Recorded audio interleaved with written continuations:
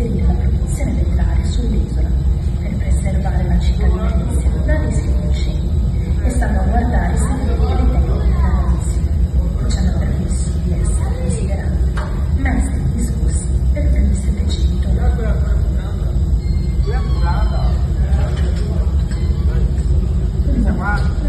Welcome to Murano Venice, where the glass industry is officially active since July 14th, 1291, when the Republic of Venice, known as Serenissima, decided to move the glass production to this island, with the purpose to keep the city of Venice from burning and to secretly maintain the processing techniques that led us being considered the leading artisans for over 700 years.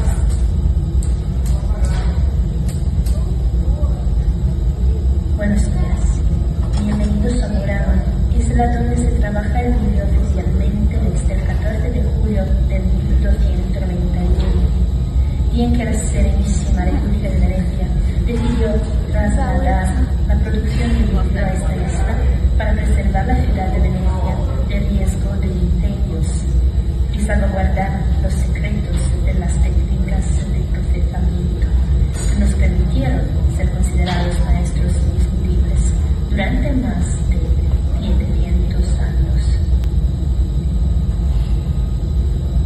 Noi lavoriamo al vetro, che è un liquido sottoraffreddato ad alta viscosità, composto per l'85% da sabbia silicia e il restante 15% da carbonato di sodio, carbonato di calcio, erio, boro, potassio e ossido di piombo.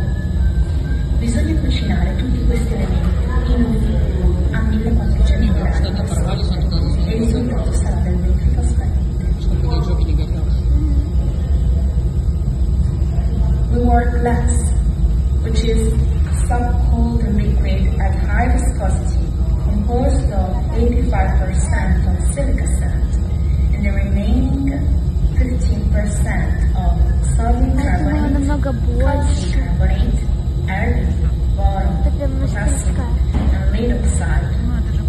It is meant to cook all these elements in a furnace at 1400 degrees Celsius for 6 hours, and the result is transparent glass. Procesamos vidrio, que es un líquido subenfriado de alta viscosidad, compuesto por el 85% de arena de sílice y el restante 15% de carbonato de sodio, carbonato de calcio, erio, boro, potasio y óxido de plomo. Todos estos elementos tienen que ser cocinados en un horno a 1400 grados durante 6 horas y el resultado serà vidrio trasparente.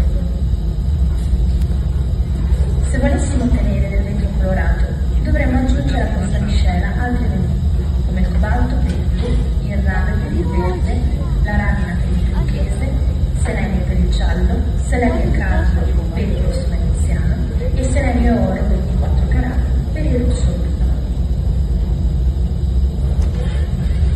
If we wish to get colored glass, we need to add to this blend other elements like cobalto for blue, copper for green, ramina for turquoise, selenium for yellow, selenium and carbon for red, and selenium and gold 24 karat for ruby red.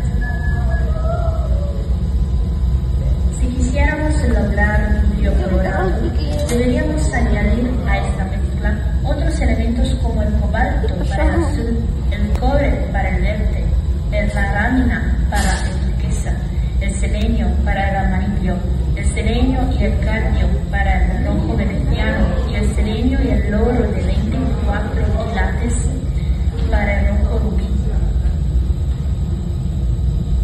Il vetro è lavorabile in un range di temperature comprese tra i 980 gradi e i 1120 gradi. Sopra e sotto queste due temperature, il vetro perde le sue qualità plastiche per poterlo lavorare.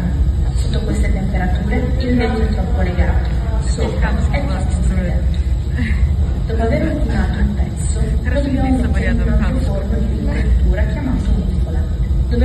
resterà per ore a temperature più basse. Se non facessimo questo, il vetro in pochi secondi esploderebbe.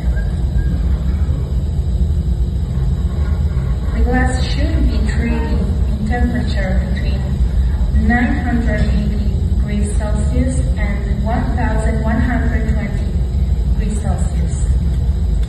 Above and under these two temperatures, glass loses its plastic qualities. Under them, the glass is too dense. Above them, it is too liquid.